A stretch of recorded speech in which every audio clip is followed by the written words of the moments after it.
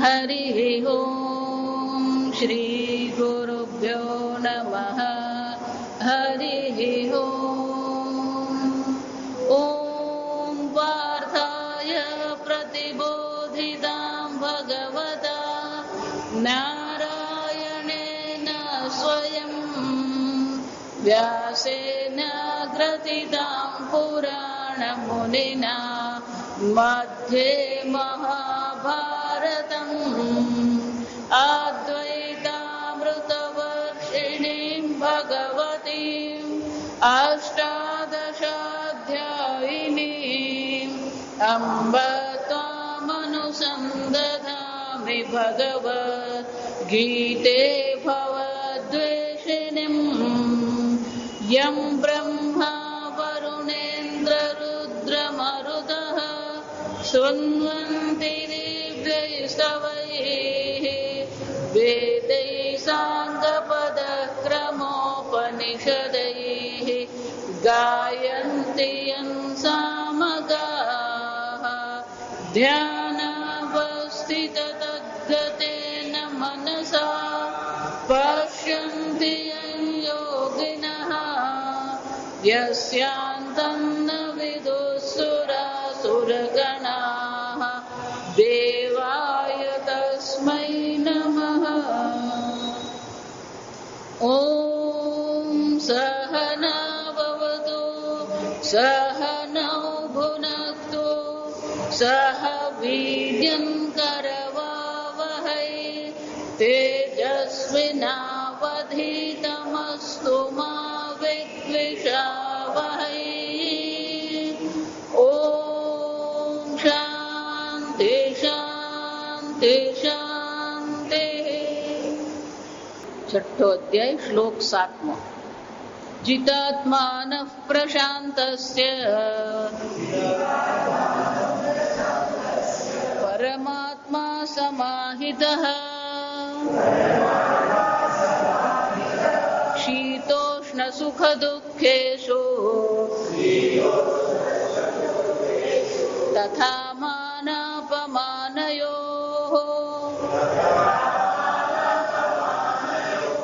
ज्ञानविज्ञानतृप्तात्मा कूटस्थो विजितेन्द्रियः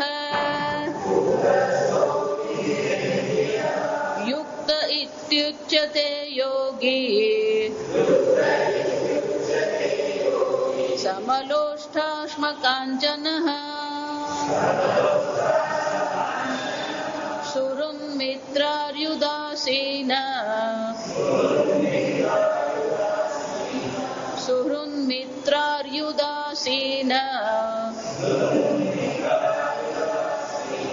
मध्यस्थद्वेष्य बन्धुषु साधुष्वपि च पापेषु समबुद्धिर्विशिष्यते। ઉદ્ધરેદાત્મનાત્માનમ ભગવાન શું કહે છે? તારો ઉદ્ધાર તારે જ કરવાનો છે. કેમ? આત્મૈવ હ્યાત્મનો બંધુ આત્મૈવ રિપુરાત્મનઃ. આત્મા જ એટલે કે સમજવાનું આપણે જોઈએ કે આત્મા કાર્યકરણ સંઘાત. તમારું કાર્યકરણ સંઘાત પર તમે વિજય મેળવ્યો છે તો એ તમારું બંધુ છે, મિત્ર છે, ઉપકાર છે. જો તમારા કાર્યકરણ સંઘાત પર તમે વિજય મેળવ્યો નથી તો એ તમારા માટે અપકારી છે. આવે અવાજ આવે? શંકરાચાર્યજીએ કહ્યું આત્મપ્રયુક્ત. મિત્ર અને શત્રુ કેવા છે? આત્મપ્રયુક્ત. એનો અર્થ શું થાય? બહાર કોઈ શત્રુ મિત્ર છે જ નહીં. ભગવદ્ ગીતા ભણીએ ને એટલે કેટલીક બાબતો આપણા મનમાં સ્પષ્ટ રહેવી જોઈએ. પહેલી વસ્તુ સ્પષ્ટ એ છે, જ્ઞાન વિના મોક્ષ નથી. બીજી વસ્તુ, કર્મયોગ અને ભક્તિ વિના અંતઃકરણ તૈયાર થઈ શકે નહીં. ભગવાન અહીંયા આ ત્રીજી એક વસ્તુ સ્પષ્ટ કરે છે, બહાર કોઈ શત્રુ મિત્ર, બહાર કોઈ અનુકૂળતા પ્રતિકૂળતા છે જ નહીં. જો મિત્ર, કોણ શત્રુ છે? તમે જ તમારા શત્રુ છે, તમે જ તમારા મિત્ર છો. જેણે આ મન બુદ્ધિ ઇન્દ્રિય પર વિજય મેળવ્યો છે, એ જ મન બુદ્ધિ ઇન્દ્રિય જે છે એ તમને મોક્ષ પ્રાપ્તિ માટે ઉપયોગી થાય છે. જે આ સંસારમાં પડેલું છે, ભોગ કરનાર છે, એ તમને સંસારમાં નાખનાર છે, સંસારથી મોક્ષ આપી શકે એમ છે જ નહીં.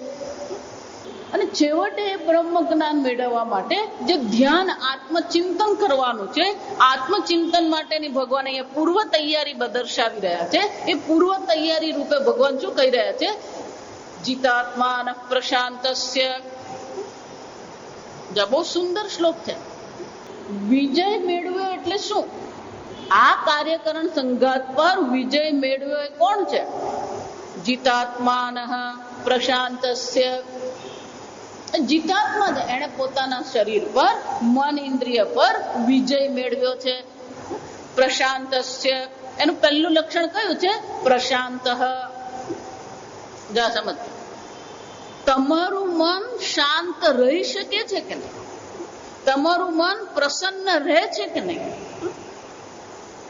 આવી છે. દિવસના અંતે આપણા મનમાં સંતોષ છે કે નહીં? ગઈકાલે જોયું એમ, સંજાત અલમ પ્રત્યય. મનમાં અલમ પ્રત્યય છે કે નહીં? બસ ઘણું થયું. મનમાં સંતોષની ભાવના, તૃપ્તિની ભાવના હોવી જોઈએ. જો જગત પ્રત્યે આપણા મનમાં હજી વધુ જો થતું રહે, જો એટલા માટે આ અગ્નિનું એક નામ શું છે? અનલહ. અગ્નિના અનેક નામ છે. પાવક, જાતવેદ. એમ અગ્નિનું એક નામ શું છે? અનલહ. અન એટલે નહીં ના, અલમ એટલે બસ. અલમ ન વિદ્યતે યસ્ય. આ અગ્નિ ક્યારેય બસ કહેતો જ નથી. ગમે એટલું ઈંધણ તમે નાખો, ગમે એટલા લાકડા તમે અગ્નિમાં નાખો, એ શું છે? એવું કે છે. ગઈકાલે મેં કહ્યું એમ કે આપણે ભલે ગમે એટલા બટાકા વડા ભાવતા હોય કે ગમે એટલી ભાવતી વસ્તુ હોય, પણ ક્યાં સુધી ખાઈ શકીએ? પેટ ભરાઈ ગયું એટલે આપણે શું કેવું પડે? બસ. પણ કે અગ્નિ ક્યારેય બસ એવું કે છે? ક્યારેય નહીં. મહાભારતમાં બધી અનેક કથાઓ છે. ખાંડવ વનની કથા છે. પેલો અગ્નિ જે હતો ને એ અકળાઈ ગયેલો. અલમ ન વિદ્યતે ઇતિ અનલહ. પણ આપણા મનમાં, આપણી બુદ્ધિમાં, આપણી ઇન્દ્રિયોમાં આ સંજાત અલમ પ્રત્યય. આ બહુ સુંદર શબ્દ. એક સાધક કેવો હોવો જોઈએ? આ જગતના પ્રત્યે એના મનમાં શું આવવું જોઈએ? પેલી બસ બુદ્ધિ. અને ગુજરાતીમાં શું કહું? બસ બુદ્ધિ. આ બસ એટલે આપણી રસ્તા પરની બસ નહીં. જા સમજ. બસ એટલે પૂરતું. આપણી ગુજરાતી ભાષામાં શું કહેવાય? આ પૂરતું છે. ગમે એટલા ભોગ કરો, ગમે એટલું ધન મેળવો, કોઈ પૂરતું છે જ નહીં ખરેખર. પણ જો આપણે ધ્યાન કરવું છે, ઈશ્વર ચિંતન કરવું છે, તો શંકરાચાર્યજી કહે છે, ભગવાન કહે છે જ્ઞાન વિજ્ઞાન તૃપ્તાત્મા. એટલે કે બીજા બધા પ્રત્યેથી એના મનમાં શું છે? તૃપ્તિ. પણ જ્ઞાન વિજ્ઞાન એટલે આપણે બહુ વિક્ષેપ ડિટેલમાં જોયું નહીં. જ્ઞાનમ, શંકરાચાર્યજી કહે છે શાસ્ત્રોક્ત પદાર્થાનામ પરિજ્ઞાનમ. શાસ્ત્રોક્ત, શાસ્ત્રમાં કહેવામાં આવેલા પદાર્થ. જો હંમેશા હું બધાને એટલે કહું કે ગુજરાતીમાં એક શબ્દનો જે અર્થ હોય એ જ અર્થ સંસ્કૃતમાં નહીં હોય. આ સમજવાનું. અહીંયા શબ્દ કયો છે? પદાર્થ. આપણે ગુજરાતીમાં પદાર્થ કોને કહીએ? આ બધા વિષયો છે એને શું કહેવામાં આવે? પદાર્થ. શાસ્ત્રોક્ત પદાર્થ. તો શું કરવાનું? ગુજરાતી આવડતું હોય, સંસ્કૃત નહીં આવડે, શું કે છે?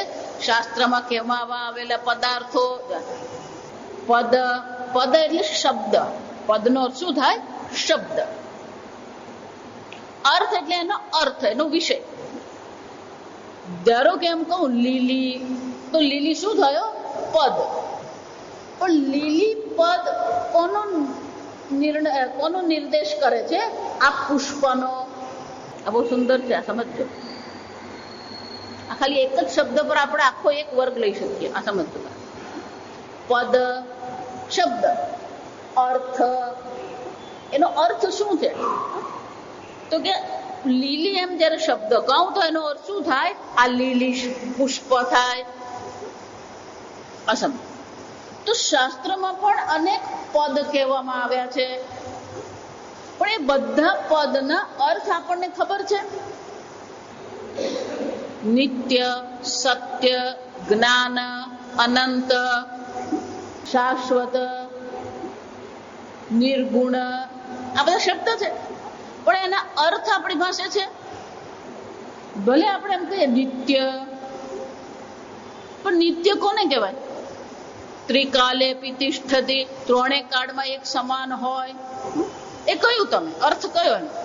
પણ એ જેમ લીલી પદ કીધા પછી આ લીલી વસ્તુ જે છે, પદાર્થ, એ જ રીતે જયારે એમ કહેવામાં આવે નિત્ય, તો પછી નિત્ય વસ્તુ ખબર છે તમને? સત્યમ, સત્ય શબ્દ આવડી ગયો. શાસ્ત્રો એટલે વ્યાકરણની દ્રષ્ટિએ અર્થ તમને ખબર પડી. સત્ય કોને કહેવાય? ત્રિકાલે તિષ્ઠતિ, આ ખબર પડી. પણ સત્ય વસ્તુ શું છે ખબર પડી?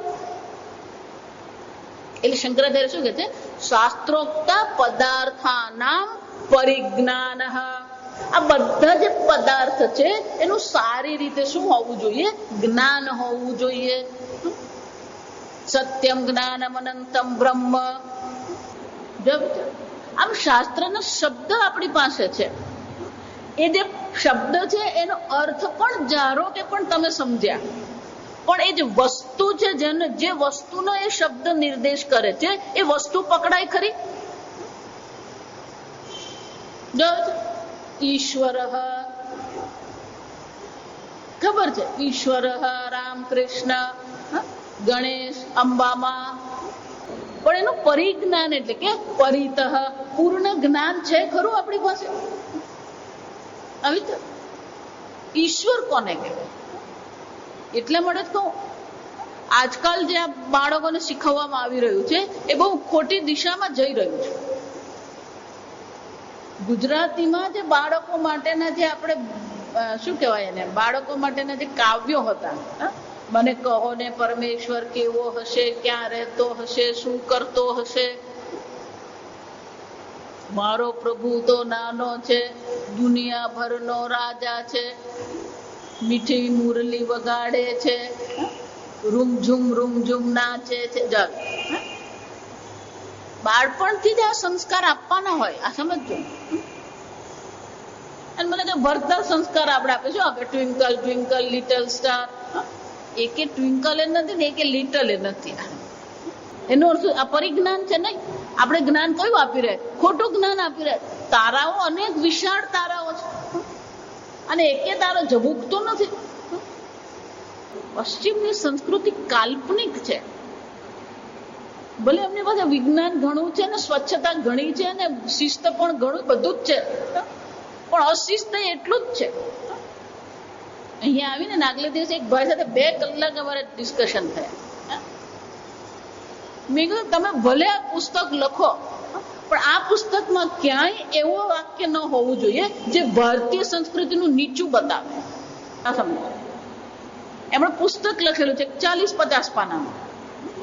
એ પુસ્તકનું હિન્દી અનુવાદ થઈ ગયો છે. એ હિન્દી અનુવાદ થયા પછી 10,000 ઉત્તર પ્રદેશમાંથી એમને 10,000 પુસ્તકનો ઓર્ડર આવેલો છે. 10,000 જો આ સમજો. અને એટલા બધા લોકોએ વખાણ કરેલા, આખી દુનિયા બધેથી વખાણ આવેલા છે. હું એક જ નીકળી જેમણે એને પુસ્તકની શું કરી, મને કે તમે પહેલા છો જેણે મારી નિંદા કરી. મેં કહું પહેલે નહીં, હું કદાચ મનમાં બોલી છેલ્લી જોઈશું. પછી મેં એમને ખાલી એમના પુસ્તકના 3 જ વાક્ય બતાવે. મેં કહું આ વાક્યનો અર્થમાં ભલે તમે જે કહેવા માંગો છો એ છે એમાં, પણ એનો આ અર્થ નીકળી શકે કે આપણી ભારતીય સંસ્કૃતિ નકામ છે. પણ એ સમજાવતા મને 2 કલાક થયા. કેમ કે લોકો તરફથી વાહવા મળી હોય ને એટલે એમને શું થઈ જાય, સમજો. હું એટલે તમને વારંવાર કહું, કોઈ પણ મહાન વ્યક્તિ હોય ત્યાં સમજો, પણ જો એનું વાક્ય ખોટું છે તો શું કરવું જોઈએ? એ ખોટું છે એટલે ખોટું જ છે. આ સમજો. ભલે ને 10,000 પુસ્તકનો એમનો ઓર્ડર આવ્યો હોય, પહેલા તો એમના આપણી ભાષામાં કહે તો પેલું ગળામાં ઉતર્યું જ નહીં. મેં જે ટીકા કરી ને એમને ઉતરા કે લોકો પ્રશંસા કરતા હોય એટલે શું લાગે? વ્યાકરણની તો ભૂલો છે જ એમાં, પણ અર્થની જ ભૂલો છે. એટલે જ શાસ્ત્રોક્ત પદાર્થાનામ પરિજ્ઞાનમ જે શંકરાચાર્યજી કહી રહ્યા છે એ બહુ આવશ્યક છે. શાસ્ત્ર જે કહેવા માંગે છે એ પહેલા આપણે સમજીએ. પરિજ્ઞાન સારી રીતે આપણે એને સમજવું પડે કે દરેક વાક્ય શું કહેવા માંગે છે. એમાં પ્રદૂષણ માટે જે વાક્ય લખેલું કે અમેરિકામાં જંગલોના જંગલો છે અને આપણે લોકો હજી પણ એમ કે ચીતા બાળવા માટે લાકડા વાપરીએ છીએ. બરાબર છે.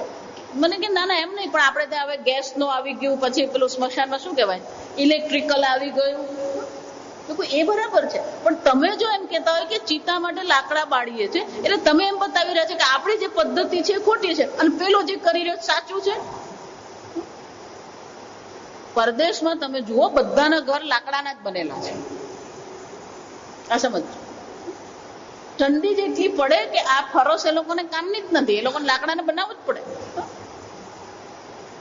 અને એમ નહીં માનવાનું કે ભારતમાં પ્રદૂષણ છે. કોઈ પણ એક વસ્તુ સમજી લે, કોઈ પણ વ્યક્તિ ભારત દેશ કે ભારતીય સંસ્કૃતિ વિરુદ્ધ બોલે ને એટલે મારું લોહી ઉકળે. એવા લોકોને હું છોડું નહીં. આ સમજો. પછી મેં એમને કેટલા બધા દાખલા આપ્યા ને કેટલાય પુસ્તકોનો રેફરન્સ આપીને સમજાવવાનો પ્રયત્ન કર્યો. તમે જે કરી રહ્યા છો સારું છે, લોકોમાં જાગૃતિ લાવવાનો પ્રયત્ન કરો છો, અંધશ્રદ્ધા દૂર કરવાનો પ્રયત્ન કરો છો, સાચો સનાતન ધર્મ શું છે એ સમજાવવાનો પ્રયત્ન કરો. પણ એ પ્રયત્નમાં જો તમે તમારા જ પ્રયત્નમાં તમે મૂર્ખ બની રહ્યા છો. એટલે ભાઈ મને કે નહીં હવે હું આજે જઈને હવે હું શું કરીશ, મારા એક એક વાક્યને ફરીથી હું વાંચીને હું જોઈશ. હવે મેં કહું જુઓ, સમજો આપણે શું કરીએ, પરિજ્ઞાન ક્યાંય છે જ નહીં. પરિતઃ જ્ઞાનમ એટલે કે પૂર્ણતઃ આપણે જ્ઞાન મેળવવાનો પ્રયત્ન કરીએ જ ખરા. શાસ્ત્ર શું કહેવા માંગે છે? શંકરાચાર્યજી જ્ઞાનમની વ્યાખ્યા કરે છે. શાસ્ત્રોક્ત પદાર્થાનામ પરિજ્ઞાનમ. શાસ્ત્રમાં જે જે પદાર્થો દર્શાવવામાં આવ્યા છે એ દરેકનું આપણને પૂર્ણતઃ જ્ઞાન હોવું જોઈએ. એમના પુસ્તકમાં એક વાક્ય એવું લખ્યું છે, કોઈએ ઈશ્વરને જોયો નથી. મને કે તમે એક કામ કરો, હવે આ મારા પુસ્તકમાં જે એક એક વાક્ય છે ને એ જ્યાં જ્યાં તમને લાગે ને તો ત્યાં ત્યાં શું હોય ને તે તમે મને લખી આપો. પેલો અહંકાર છૂટે નહીં, આ સમજજો. એટલે મને કે મને મારા વિચારોને અનુકૂળ હશે ને તો હું ફેરફાર કરીશ. એનો અર્થ હું મહેનત કરું. જો આ સમજ, તમે લખો, તમે બોલો, તમે વાત કરો, પણ તમારું વાક્ય કેવું હોવું જોઈએ? એ શાસ્ત્ર અનુરૂપ છે કે નહીં? સંપૂર્ણ ભારતીય એમનો વિચાર બહુ અદભુત છે. આ સમજો. એમ કહેવા માંગે છે કે આપણે આ બધા, હું પટેલ ને, હું દેસાઈ ને, હું ગુજરાતી ને, હું પંજાબી ને, શીખ ને, હું સનાતન ધર્મી છું. એમનો વિચાર બહુ સુંદર છે. આ સમજો. આપણે બધા એક જ મંચ પર આવવાની જરૂર છે. હું સનાતન ધર્મી છું. એવું પહેલેથી તમને કહેતી આવી. કોઈ પણ તમને પૂછે કે તમે કોણ છો તો શું કહેવાનું? હું સનાતન ધર્મી છું. હિન્દુ પણ નહીં. જો સમજો, સનાતન ધર્મ છે આપણો, વૈદિક ધર્મ છે આપણો. પણ વૈદિક ધર્મને આપણે સમજ્યા છે ખરા? પરિજ્ઞાનમ એટલું જ નહીં, શાસ્ત્રતઃ જ્ઞાતાનામ, જે પણ શાસ્ત્ર દ્વારા જણાવવામાં આવ્યું છે, જાણવામાં આવ્યું છે, સ્વ અનુભવ કરણમ. શાસ્ત્ર કે છે પૂર્ણ બ્રહ્મ સ્વરૂપ છે, તો શું છે? સ્વ અનુભવ કરણમ. એ બ્રહ્મ હું છું.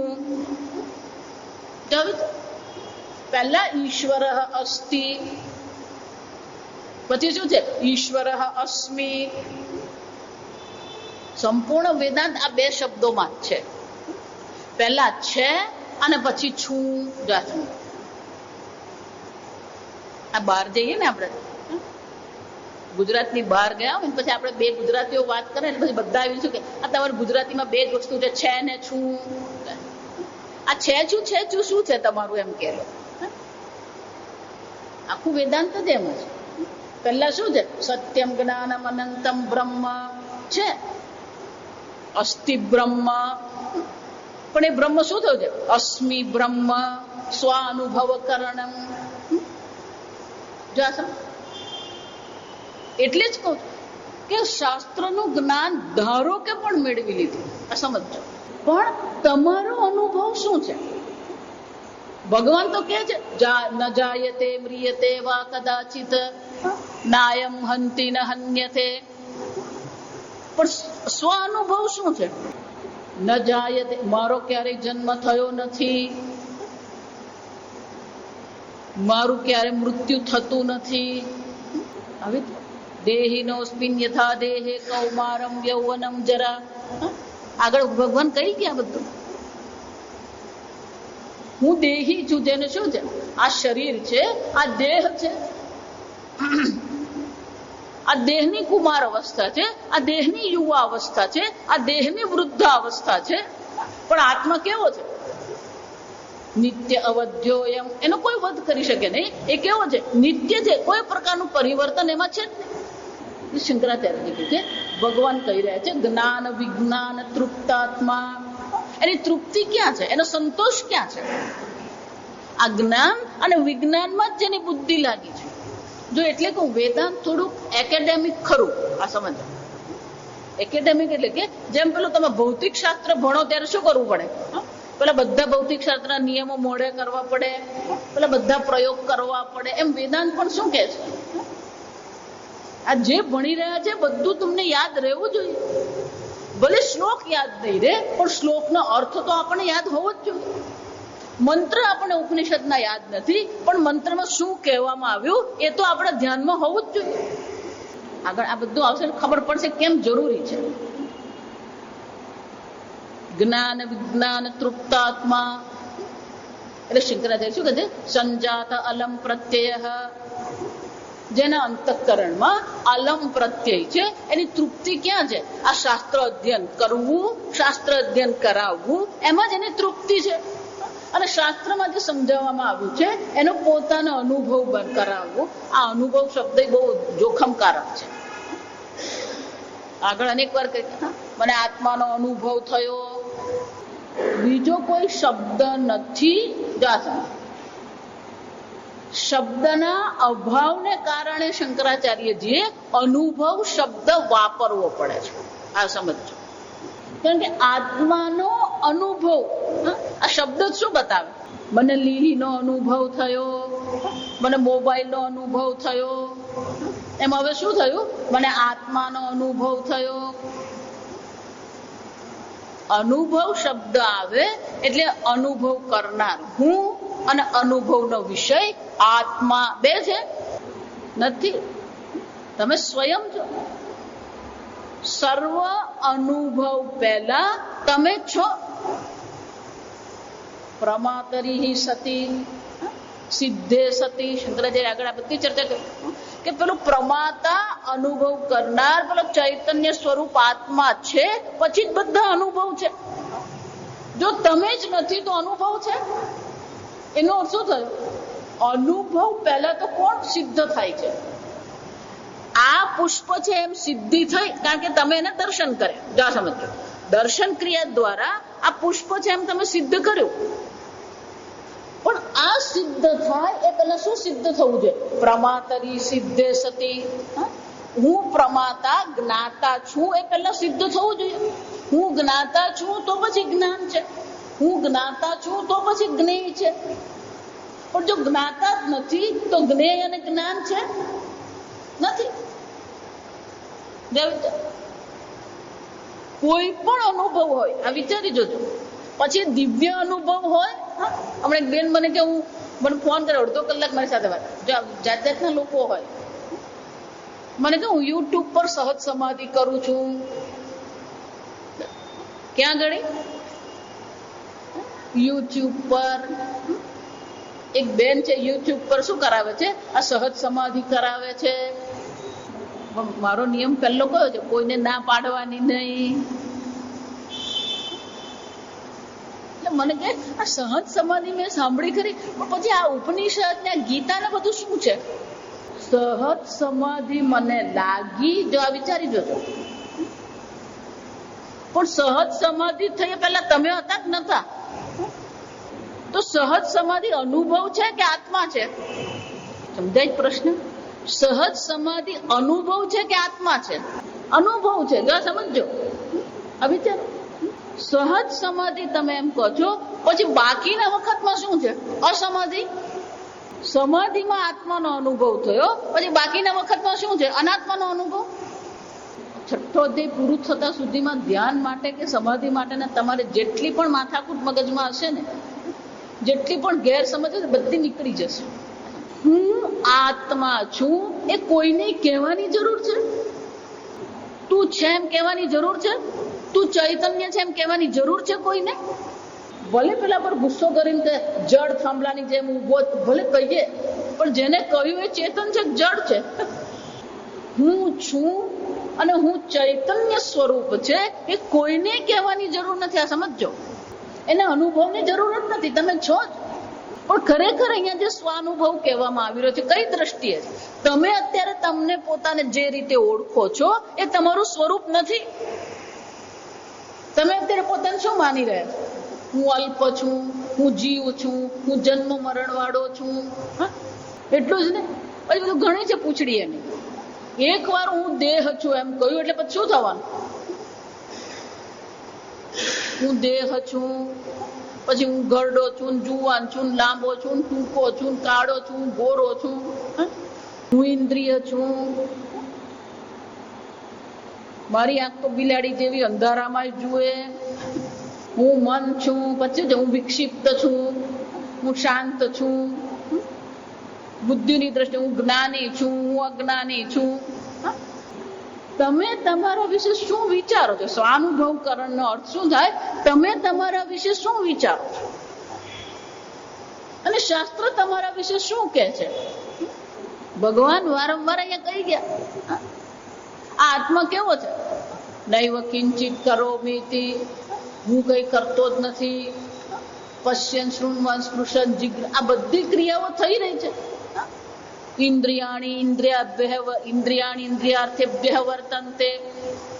આ ઇન્દ્રિયોના વિષયમાં પ્રવૃત્ત થઈ રહી છે. પણ હું કોણ છું? અસંગ ચૈતન્ય. હું કઈ કરતો જ નથી.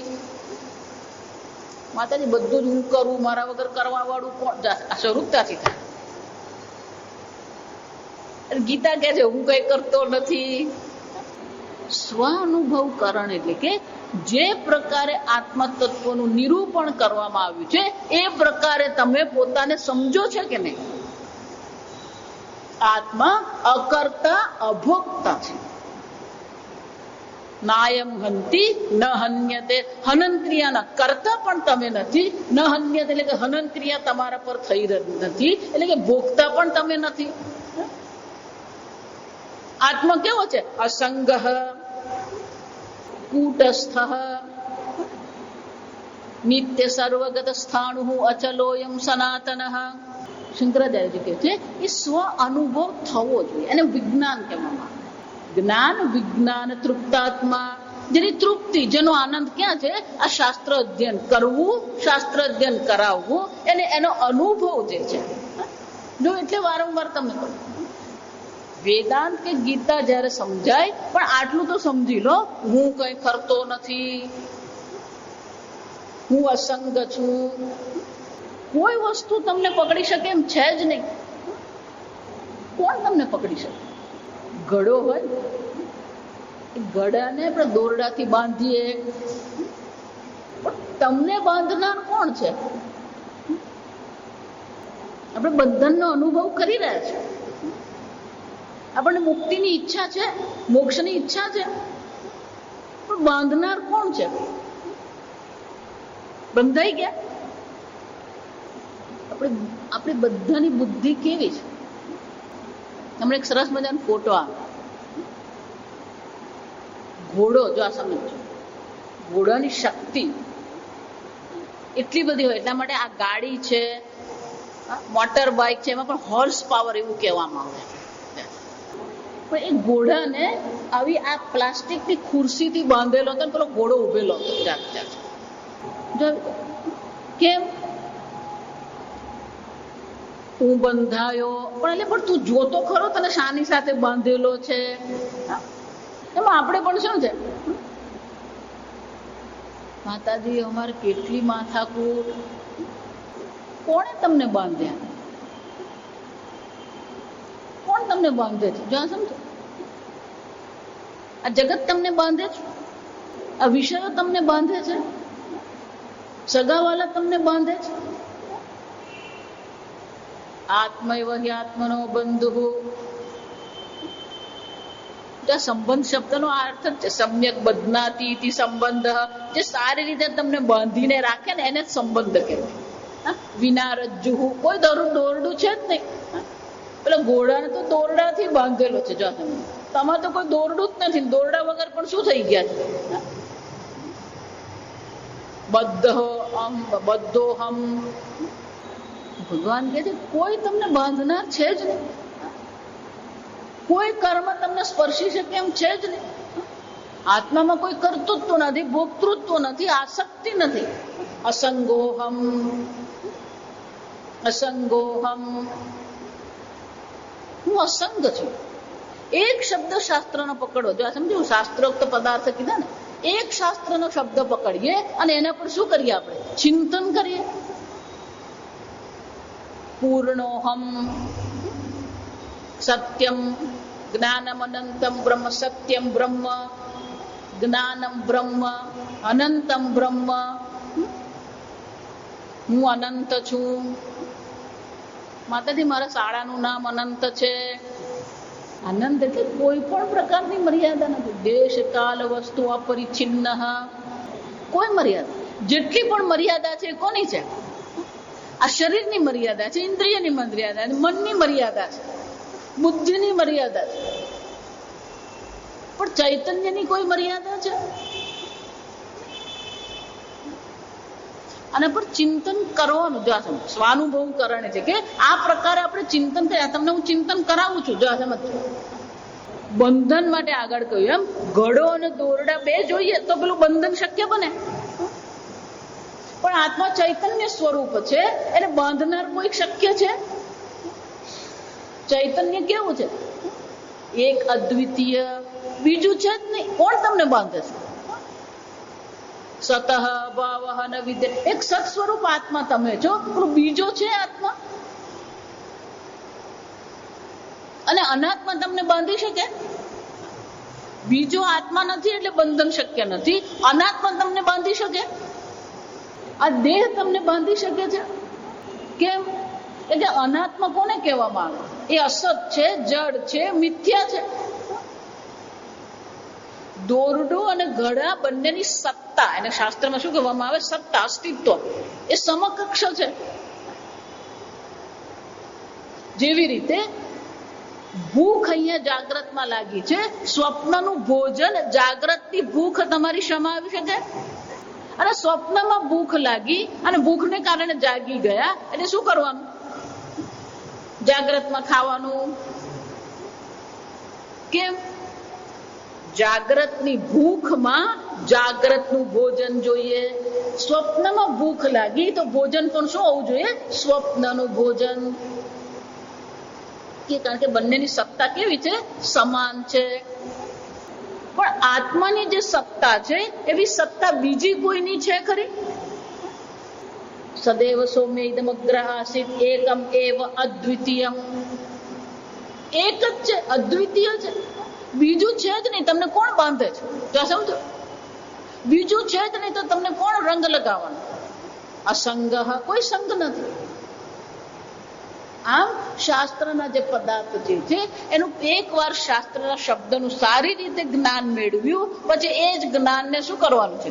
એ જ્ઞાનનો સ્વ અનુભવ કરણ, એટલે કે એક એક શબ્દને સારી રીતે સમજી લેવાનું છે. અસંગોહમ, પૂર્ણોહમ, અનંતોહમ.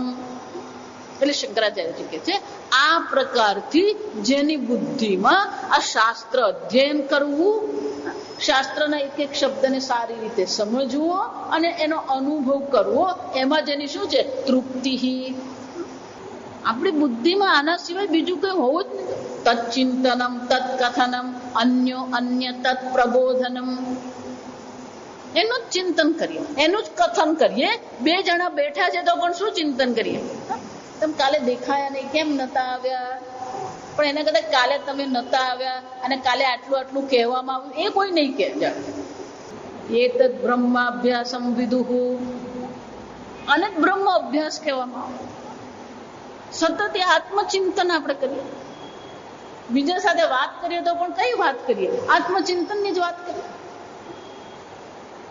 આજે આ 6ઠ્ઠો અધ્યાય 10મા અધ્યાયમાં ભગવાન કહેશે છે મચ્ચિત્તાહ મદ્ગત પ્રાણાહ બોધયંત પરસ્પરમ કથયંતશ્ચ મામ નિત્યમ તુષ્યંતિ ચ રમંતિ ચ. એનું તો સંતોષ, એનું રમણ ક્યાં છે? એ ઈશ્વરના ચિંતન. ખરેખર સુખ દુઃખ પણ જે છે એ કઈ રીતે? ઈશ્વરનું ચિંતન કરવું એને સુખ કહેવામાં આવે. આ અનાત્મ સંસારનું ચિંતન કરવું એ દુઃખ છે. સતત એ ઈશ્વરના ચિંતનમાં જ અખિલ બ્રહ્માંડમાં એક તું શ્રી હરિ, આ એક જ એક અદ્વિતીય ઈશ્વર માત્ર. પવન તું, પાણી તું, ભૂમિ તું, ભૂધરા, આ ઈશ્વરની શું છે? સૃષ્ટિ છે. પવન પણ ઈશ્વર છે, વૃક્ષ પણ ઈશ્વર છે. આમ શંકરાચાર્યજી કહે છે આ જે છે, આ જે સાધક છે એ સાધક કેવો છે? જ્ઞાન વિજ્ઞાન તૃપ્તાત્મા યુક્ત ઇતિ ઉચ્યતે. એને શું કહેવામાં આવે? યુક્ત કૂટસ્થ. એ સાધક કેવો છે? કૂટસ્થ. શંકરાચાર્ય કહે છે અપ્રકંપ્ય. ગઈકાલ જોયું, કોઈ પણ વસ્તુ એને વિચલિત કરી શકે એમ છે જ નહીં. આ બધો જ ભગવાન આપણે આ એક શ્લોક દ્વારા દર્શાવે છે કે આ પ્રકારનું તમારું વ્યક્તિત્વ છે તો તમે તમારા આ કાર્યકરણ સંઘાત પર વિજય મેળવ્યો છે. અને તો પછી કાર્યકરણ સંઘાત આ ધ્યાન કરવા માટે, આત્મજ્ઞાન માટે ઉપકારી છે. તો એ તમારું મિત્ર છે. જો આ પ્રકારનું તમારું અંતઃકરણ નથી, આ પ્રકારનો જો તમારી ઉપાધિ નથી, તો એ ઉપાધિ તમારા માટે શું બની જવાની? શત્રુ સમાન. એક જ શ્લોકમાં ભગવાન આપણે બહુ સુંદર રીતે દર્શાવે. 2 શ્લોકમાં, સોરી, શીતોષ્ણ સુખ દુઃખેષુ માન અપમાનયોઃ વિજિતેન્દ્રિયઃ. ફરીથી પાછા વિજિતેન્દ્રિય કે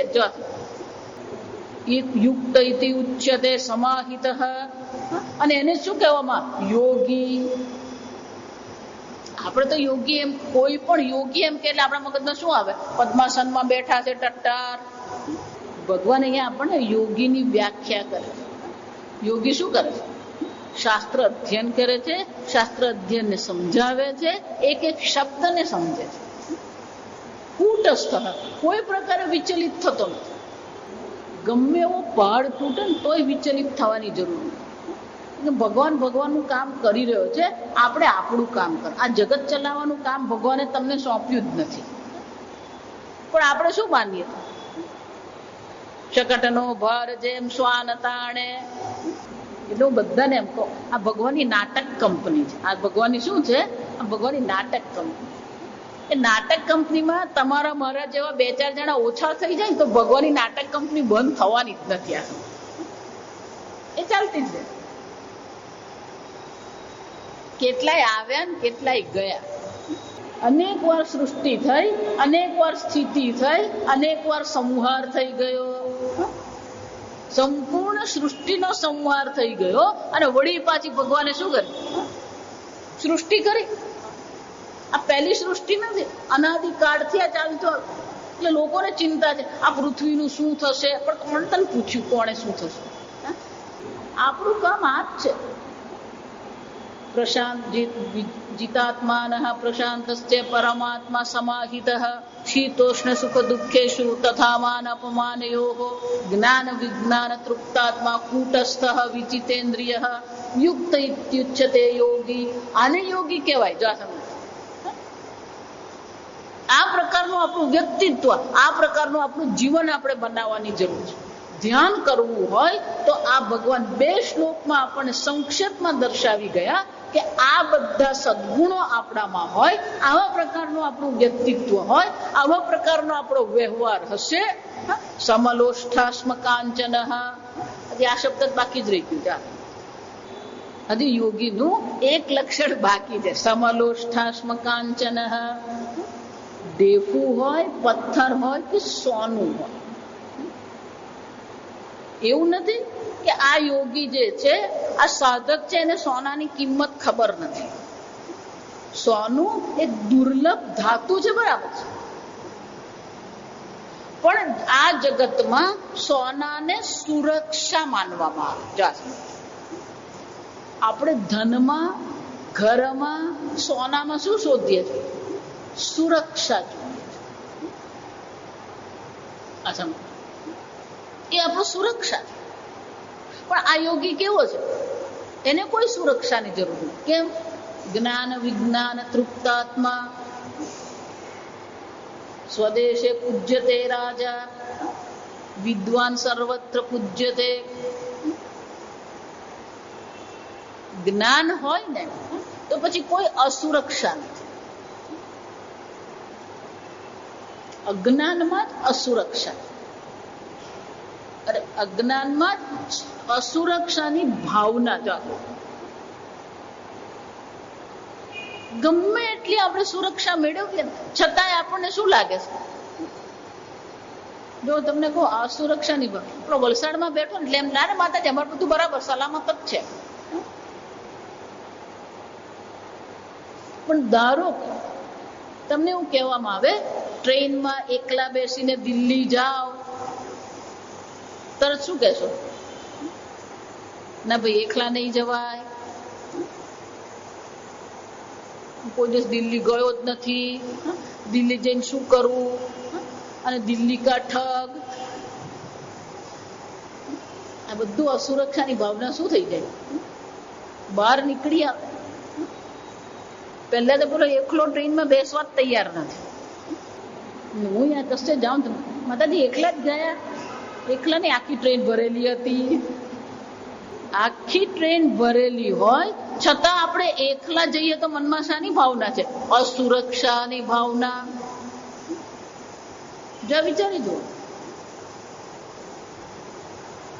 એટલે યાત્રા કરવી પણ અસુરક્ષા છે. દિલ્હી પણ આપણા માટે શું છે? અસુરક્ષા. સતત અસુરક્ષાની ભાવનામાં આપણે રહીએ છીએ. આપણું એક વાતાવરણ છે, આપણે એક વ્યવસ્થામાં રહેવાથી ટેવાય, એને ઇન્ફ્રાસ્ટ્રક્ચર કહેવાય. એક માળખામાં રહેવાની આપણને શું થઈ ગઈ છે? આદત પડી ગઈ છે. એટલે એનાથી બીજા પ્રકારનું હોય એટલે તરત આપણું મન શું સમજે? અસુરક્ષા. ભોજનમાં એવું જ છે. એટલે જ આજકાલ જેટલા પણ ટ્રાવેલર્સ છે, આ બધા એ ટ્રાવેલર્સ બધા શું કરે? પેલો રસોઈયો ભેગો લઈ જાય. પણ જો ટ્રાવેલર્સ પાસે રસોઈયો નહીં હોય ને એટલે તરત પેલો પ્રશ્ન, અને ભાઈ તું ખાવાનું શું આપશે? તમને ખબર નથી. અહીંયાથી જ આ મદ્રાસ થી પેલી આંદામાન નિકોબાર ક્રૂઝ કહેવાય એને. સ્ટીમરમાં બધા શું કરે? સ્ટીમરમાં જ આખી હોટલ બનાવેલી હોય, એને ક્રૂઝ કહેવામાં આવે. આ ગુજરાતી છે, જ્યાં જાય ને આ નર્મદ જે કહી ગયા ને બહુ પાક્કું કહી ગયા હતા. જ્યાં જ્યાં વસે ગુજરાતી ત્યાં વસે નિત્ય ગુજરાત. આ અમેરિકામાં આપણા વાળા બધા ક્રૂઝમાં જાય ને એને ગુજરાતી વગર ફાવે નહીં, એને ઢોકળા ખમણ જોઈએ.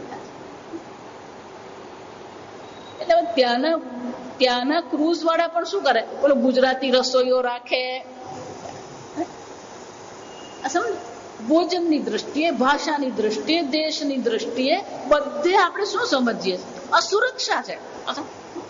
કોઈ પણ માળખું આપણને એક સુરક્ષા આપવા માટે છે, પણ એ સુરક્ષા ક્યાં સુધી હોવી જોઈએ? એટલે સ્વામીજી બહુ સુંદર દ્રષ્ટાંત આપે. આ બધાને ખબર છે કે પેલા શેતુરનું વૃક્ષ હોય ને એના પર પેલી ઈયળ હોય. એ ઈયળ બધા પાંદડા ખાય. પાંદડા ખાઈને મોટી બને. એકવાર એ મોટી બની ગઈ પછી શું કરે? એ પોતાની આસપાસ પેલો તાંતણો બાંધીને કોશેટો બનાવે. એને કોશેટો કહેવાય, કકુન કહેવાય. કોશેટો બનાવે. એ કોશેટો બનાવે પછી શું થાય છે? એને અંગ્રેજીમાં મેટામોર્ફોસિસ કહેવાય. ગુજરાતીમાં શું કહે ખબર નહીં. હે રૂપાંતર. હા, ઈયળ જયારે કોસેટોમાં બેઠી છે પછી ઈયળના રૂપનું રૂપાંતરણ થાય. એ ઈયળ પછી શું બની જાય? પતંગિયું બને. એટલે ઈયળમાંથી પતંગિયું બનવા માટે પેલું કોસેટો આવશ્યક છે, સમજો. પણ એક વાર એ પતંગિયું બની ગયું પછી કોસેટાને શું કરવું પડે? પણ ધારો કે એવું વિચારે, ના ના ના, આ કોસેટાને કારણે તો પતંગિયું બન્યું એટલે હવે એને મારાથી કપાય નહીં, એને મારે કાપવાનું નહીં. મુક્તપણે શબ્દ મુક્તપણે આકાશમાં એને વિચરણ કરવું હોય તો કોસેટાને શું કરવું પડે? એ કોસેટાને કાપે ને એ પ્રક્રિયા જોવા જેવી હોય છે. હવે તો યુટ્યુબ પર બધું જ જોવા મળે. એ કોસેટો કાપે અને પછી એમાંથી શું કરે? એ નીકળે ને તેને બંધાયેલું હોય, કારણ કે કોસેટાના આકારમાં હોય. ધીમે રહીને પોતાની પાંખ શું કરે? ફેલાવે. કોસેટાના આધારે જ બેઠેલું હોય એ પોતાની પાંખ ફેલાવીને પછી શું કરે? કોસેટાનો ત્યાગ કરીને વિચરણ. એમ જેને આપણે આ જગત કહીએ, સમાજ કહીએ, એક સુરક્ષા છે, માળખું કહેવાય એને. પણ પછી એમાં જ જો બેસી રહ્યો તો શું થવાનું? પણ આપણને એ માળખામાં રહેવાની શું થઈ ગઈ છે? આદત પડી ગઈ છે. એટલે એનાથી કંઈક બીજું હોય એટલે તત્કાળ આપણું મન શું સમજે? અસુરક્ષા. એટલે ભગવાન અહીંયા સમલોષ્ઠાસ્મ કાંચન દ્વારા કહેવા માંગે છે કે કોઈ પણ દેશ હોય, કોઈ પણ કાળ હોય, કોઈ પણ વસ્તુ હોય, એ ક્યારેય એને અસુરક્ષાની ભાવના થતી હોય. જો એટલે તો ભગવદ્ ગીતા સમજવી બહુ અઘરી છે. આ શબ્દનો અર્થ તમે જોવા જાઓ ને તો તમને બધે કયો અર્થ મળશે? એના માટે ઢેફું હોય કે પથ્થર હોય કે સોનું, બધું એક સમાન જ છે. એક સમાન છે. કેટલો મૂર્ખો છે કે ઢેફું ને સોનાનો ફરક જોતો નથી. સોનું કોને કહેવાય એને ખબર જ છે, માટીનું ઢેફું કોને કહેવાય એને ખબર છે. મૂર્ખ નથી એ, આ સમજો. એને ખબર છે કિંમત, પણ એ એનું સુરક્ષાનું કારણ બનતા નથી. એટલે પહેલાના જમાનામાં આ બહુ સરસ કર, જયારે સાધક આશ્રમમાં રહેવા જાય ને ત્યારે એને કહેવામાં આવે કે 2 લંગોટ લઈને શું કરવાનું? કેદારનાથના દર્શન કરી આવ. એટીએમ ત્યારે હતું નહીં, બેંક હતી નહીં. શું કરવાનું? વિચરણ કરવાનું. જ્યાં જે મળે શું કરવાનું? ભગવાને આ ગુજરાતી બધી જ કહેવાય છે, કીડીને કણ, હાથીને મણ. એનો અર્થ શું થયો? ભગવાને બધાના પેટની વ્યવસ્થા કરેલી છે. હકીકત કહું, સાધુ વસ્ત્ર પહેરીને જો તમે નીકળી ગયા અને કોઈ પ્રકારનો લોભ નથી કરતા, આગ્રહ નથી કરતા, તમને 2 વારનું ભોજન મળી રહે. આ ભારતીય સંસ્કૃતિ છે. આ સમજ. કોઈ તમને ભૂખ પછી એમ કહો કે મને ઋષિકેશ જવું છે, 500 રૂપિયા આપો. સાધુ માટે ભગવાને પેટ ભરીને ભોજનની વ્યવસ્થા કરેલી છે, પણ 500 રૂપિયાની વ્યવસ્થા ભગવાને કરી નથી. આ ભારતીય સંસ્કૃતિ છે. એક વખતનું ભોજન તમને ભગવાન વ્યવસ્થા કરી આપે. પૂજ્ય સ્વામીજી અમને હંમેશા કહેતા કે ભારતીય સંસ્કૃતિ છે, તમે વૃક્ષ નીચે બેસી જાઓ, કોઈ પણ દિવસના અંતે તમને 2 રોટલી આપી જાય. સાધુ બનીએ ને એટલે પછી કોઈ પ્રકારની અસુરક્ષા હોવી જ નહીં જોઈએ. એટલે ભગવાન શું કહે છે? સમલોષ્ઠાસ્મ કાંચન. સોનું પણ એને સુરક્ષા આપી શકે એમ નથી, પથ્થરનું પણ એને કોઈ કિંમત. એટલે આ બધાની શું છે?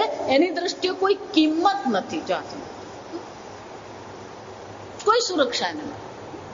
તો કે એની સુરક્ષા ક્યાં છે?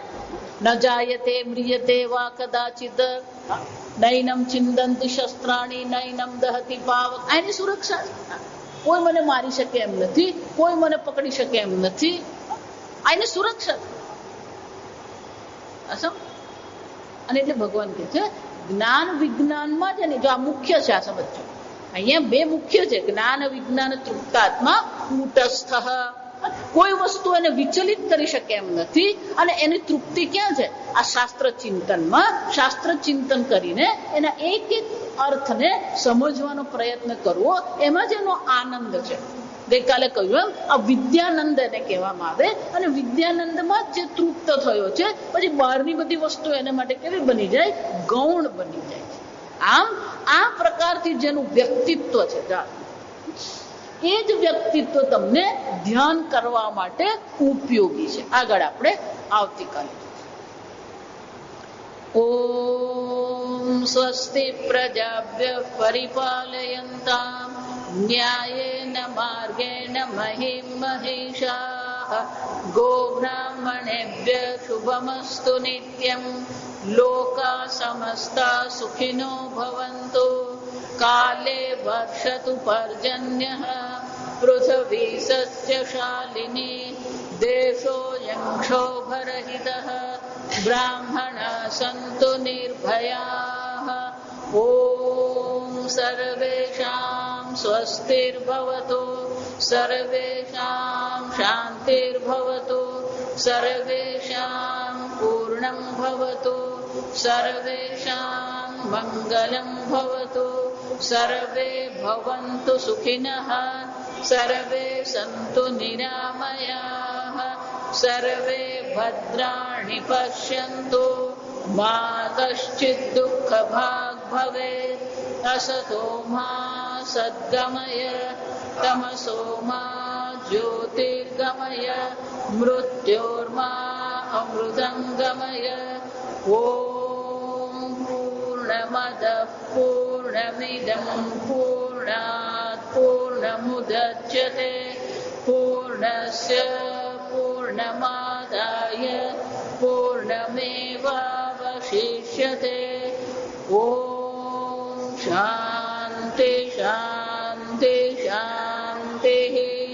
હરિ ઓમ શ્રી ગુરુભ્યો નમઃ. હરિ ઓમ.